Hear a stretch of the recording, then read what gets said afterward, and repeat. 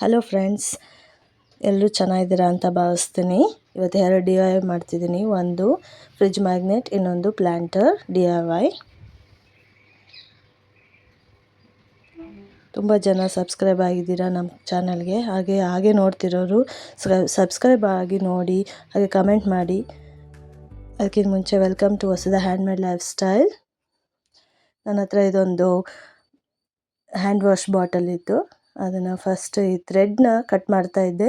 First ಆ cutter use ಮಾಡಿದೆ, ಅದಾಗಲಿಲ್ಲ. ಆಮೇಲೆ ಇನ್ನೊಂದು ಕಟರ್ ತೊಗೊಂಡು ಹೀಟ್ ಮಾಡಿಕೊಂಡು ಇದು ಕಟ್ ಆಯಿತು. ಫೈನಲಿ ಕಟ್ ಆಯಿತು. ಈ ಥರ ಓಪನ್ ಮಾಡಿ ಸ್ಯಾಂಡ್ ಪೇಪರ್ ತೊಗೊಂಡು ಚೆನ್ನಾಗಿ ಉಜ್ಜಿದೆ.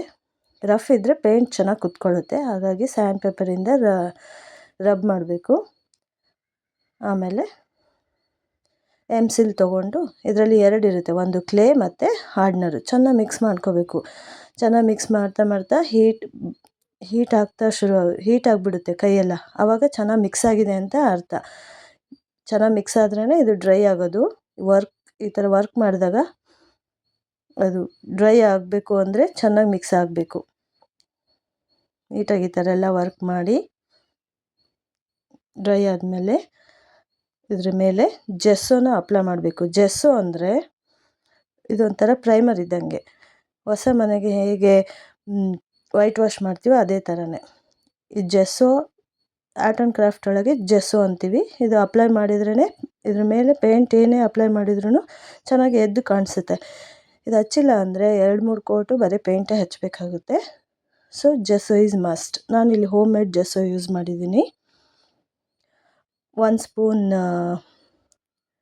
ವೈಟ್ ಸಿಮೆಂಟಿಗೆ 1 ಸ್ಪೂನ್ ಫೆವಿಕಾಲ್, 1.5 ಸ್ಪೂನ್ ನೀರು ಹಾಕ್ಕೊಂಡು ಚೆನ್ನಾಗಿ ಮಿಕ್ಸ್ ಮಾಡಿ ಅಪ್ಲೈ ಮಾಡಬೇಕು. ಡ್ರೈ ಆದಮೇಲೆ ಯಾವ ಪೇಂಟ್ ಆದರೂ ಹಚ್ಬೋದು. ನಾನು ಇಲ್ಲಿ ಪೈನಾಪಲ್ ಮಾಡ್ತಾಯಿದ್ದೀನಿ, ಫ್ರಿಡ್ಜ್ ಮ್ಯಾಗ್ನೆಟು. ಸೊ ಎಲ್ಲ ಮಿಕ್ಸ್ ಆ್ಯಂಡ್ ಮ್ಯಾಚ್ ಮಾಡಿಬಿಟ್ಟು ಲೈಟ್ ಡಾರ್ಕ್ ಎಲ್ಲೋನ ಪೇಂಟ್ ಮಾಡಿ ಮ್ಯಾಗ್ನೆಟ್ ಹಚ್ಬಿಟ್ಟು, ನೋಡಿ ನನ್ನ ಹತ್ರ ಆಲೋವೆರಾ ಇತ್ತು, ಅದನ್ನು ಫ್ರಿಡ್ಜಿಗೆ ಅಂಟಿಸ್ಬಿಟ್ಟು ಇದು ಫ್ರಿಡ್ಜ್ ಮ್ಯಾಗ್ನೆಟ್ ರೆಡಿಯಾಗಿದೆ ಪೈನಾಪಲ್ದು. ಇನ್ನೊಂದು ಪ್ಲ್ಯಾಂಟರ್ DIY, ಬನ್ನಿ ನೋಡ್ಕೊಂಬರೋಣ.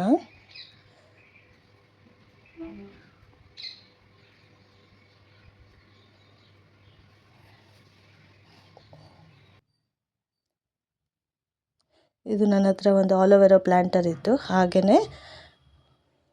ಹಾಗೆಯೇ ನಾನು ಯೂಸ್ ಮಾಡ್ತಾಯಿದ್ದೆ. ಇವಾಗ ಅದಕ್ಕೊಂದು ಏನಾದರೂ ಒಂದು DIY ಮಾಡೋಣ ಅಂತ ಒಂದು ಜೂಟ್ ರೋಪ್ ತೊಗೊಂಡು ಅದನ್ನು ಜಡೆ ಥರ 3 ಎಳೆ ತೊಗೊಂಡು ಜಡೆ ಥರ ಎಣ್ಕೊಂಡು ಈ ಥರ ಎಲ್ಲ ಪೇಸ್ಟ್ ಮಾಡಿದ್ದೀನಿ.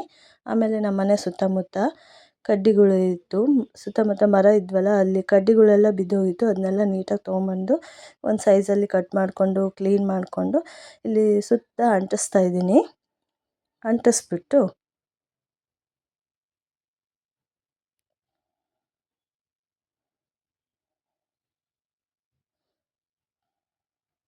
ಆಮೇಲೆ ಮಧ್ಯದಲ್ಲಿ ವೈಟ್ ಕಾಣಿಸ್ತಾ ಇದೆಯಲ್ಲ, ಅದಕ್ಕೆಲ್ಲ ನೀಟಾಗಿ ಬ್ಲ್ಯಾಕ್ ಪೇಂಟ್, ಆ್ಯಕ್ರಿಲಿಕ್ ಪೇಂಟ್ಸೇ ನಾನು ಯೂಸ್ ಮಾಡೋದು. ಎಲ್ಲ ಫುಲ್ ಹಚ್ಚಬೇಕು. ಫುಲ್ ಹಚ್ಚಿಬಿಟ್ರೆ ಆವಾಗ ಆ ವೈಟ್ ಮಧ್ಯದಲ್ಲಿ ಕಾಣಿಸಲ್ಲ. ಆಮೇಲೆ ವಾರ್ನಿಷ್ ಹಚ್ಚಬೇಕು. ನಾವು ಏನೇ ಆ್ಯಕ್ರಿಲಿಕ್ ಪೇಂಟ್ಸ್ ಹಚ್ಚಿದ್ರು ಕೊನೆಗೆ ವಾರ್ನಿಷ್ ಹಚ್ಚಲೇಬೇಕು. ಫುಲ್ ಡ್ರೈ ಆದಮೇಲೆ 1-2 ದಿವಸ ಆದಮೇಲೆ ವಾರ್ನಿಷ್ ಅಪ್ಲೈ ಮಾಡಬೇಕು. ಆವಾಗ ನಾವು ಯಾವುದೇ ಡಸ್ಟ್ ಕ್ಲೀನ್ ಮಾಡುವಾಗನೂ ಅದು ಬಣ್ಣ ಬರಲ್ಲ ಆಚೆ. ಹಸಿ ಬಟ್ಟೆಯಲ್ಲಿ ಯಾವುದಕ್ಕಾಗಲಿ ವಾರ್ನಿಷ್ ಅಪ್ಲೈ ಮಾಡಿದರೆ ಏನು ಪೇಂಟು ಆಚೆ ಬರಲ್ಲ.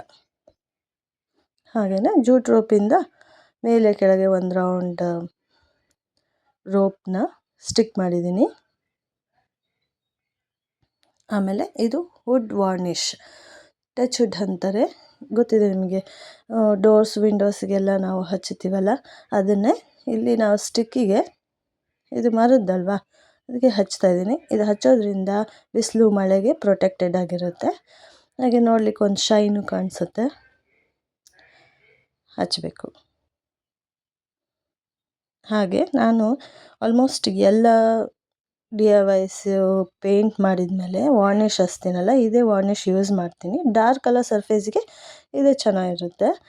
ಆದರೆ ಲೈಟ್ ಕಲರ್ಸು ವೈಟ್ ಕಲರ್ಗೆ ಮಾತ್ರ ಅಪ್ಲೈ ಮಾಡ್ಬೋದು. ಯಾಕೆ ಅಂದರೆ ಇದು ವಾರ್ನಿಷ್ ಅಪ್ಲೈ ಮಾಡಿದರೆ ಸ್ವಲ್ಪ ಯೆಲ್ಲೋಯಿಶ್ ಆಗಿಬಿಡುತ್ತೆ. ಹಾಗೆ ನಮ್ಮ DIYs ಎಲ್ಲ ನಿಮಗಿಷ್ಟ ಆದರೆ ಲೈಕ್, ಶೇರ್, ಸಬ್ಸ್ಕ್ರೈಬ್ ಮಾಡಿ.